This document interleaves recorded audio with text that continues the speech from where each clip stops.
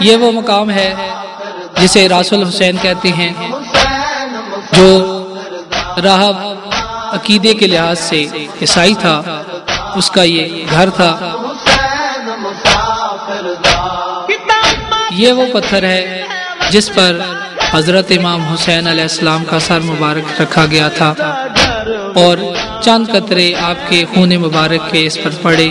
اور وہ اب بھی تازہ ہے۔ اور یہ بیرونی منظر زری مبارک کا، جسے مشہد الحسین کے نام سے یاد کیا جاتا ہے۔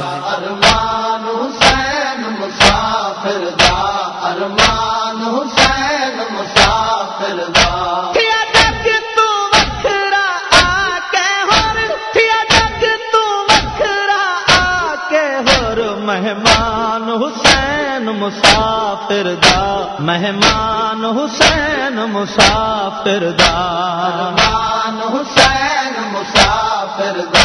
ارمان حسین مسافر دا، ارمان حسین مسافر دا،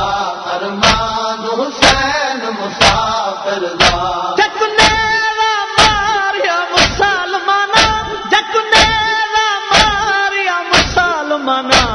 جوان حسین مسافر دا، جوان حسین مسافر دا۔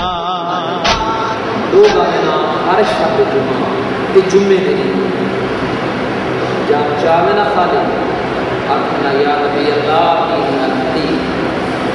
دود عربی حلیب یا نبی اللہ آتینی الحلیب سب دودھ لے اصل غریب ہے، ایک میرے لیے ایک میرے لیے ہوں بھی اس سے حضرت ابراہیم نبی کے زمانے کے اج تک ہوں بھی کثرت نال جمعہ دے دن دکانے دے وہ جیڑا بھی کٹھا ہوتے نا تو غریبیں مسکینیں فقیریں تقسیم کرتے لوگ آمین آتے یا نبی اللہ آتینی الحلیب الحلیب آتینی الحلیب حلیب حلیب حلیب کرے دے حلب پڑھ گل سے چاہ گئی ایک حلب پڑھ گیا حلب کوئی عام سے نہیں حلب پرانا شہر ہے اتنا عیسائی بستے ہیں عیسائی کا بڑا کنٹرول کا امداد ہوتے گل ذہن چاہ گئی عطا کر رہے ہیں انہیں مجمع کو کراس کرے دا ہو یا رہے سامنے آ کھڑے ادب دا سر جھکیس ایک کہتے بھامیں عیسائیاں بھامیں دور تو آیاں تو نبییں میرے اولاد چاہیے میری اولاد کوئی نہیں میری اولاد چاہیے پیغمبر مصطفیٰ لوح محفوظ تلاوت کر کے فرمانے راہب اس وقت ہون تیرے نصیب وچ اولاد تیرے مقدر وچ اولاد کوئی نہیں جب نبی آپ دے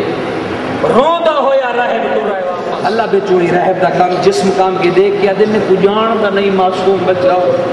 میں کو تارو پیا کر ویدا تو اللہ بے چوئی تیرا نا راہب ہے تو عیسائی ہے پادری ہیں امام پہ فرمائے نا اللہ کرو موقع دی مناسبت مسائل کا رسول اللہ زندگی دراز عطا فرماوی جگہ اتنی علی سی بھی پہنچی ہے نا راہب کا نہ رہا پتہ چلے راہب جو کوئی لٹیا ہوا دیکھیا دے کون تے کتھوں آئے ہو اللہ تعالیٰ برداشت کرائے عمر صاحب دیکھ کے آدھے باقی آئے ضرور کر چھوڑی اڈا صاحب چھوڑی عمر صاحب دیکھ باقی جیڑا نماز نہیں پڑھا ہاتھ پکے ڈالتے ہیں اللہ داروی کے مرد تو پہلے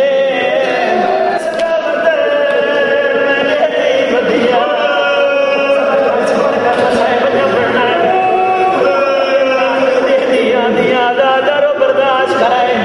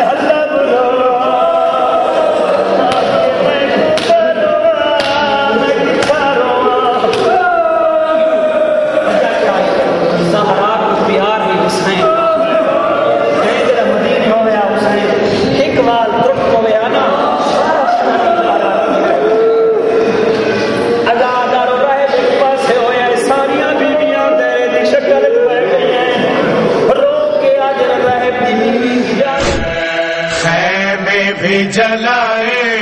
تو ردائیں بھی اتاری، سید علی اثر ننگے کھڑی ہوتی تھی زاری، دودھ یہودی تھے عیسائی کوئی نہ، اتنا تو بتا دو یہ گناہ کس نے کیا ہے، سجدے میں ذبح کس نے کیا ہے، شبیر کو سجدے میں ذبح کس نے کیا ہے، بے شیر کے حلقوں نے پہ جب تیر لگا تھا اور پیاس سے معصوم،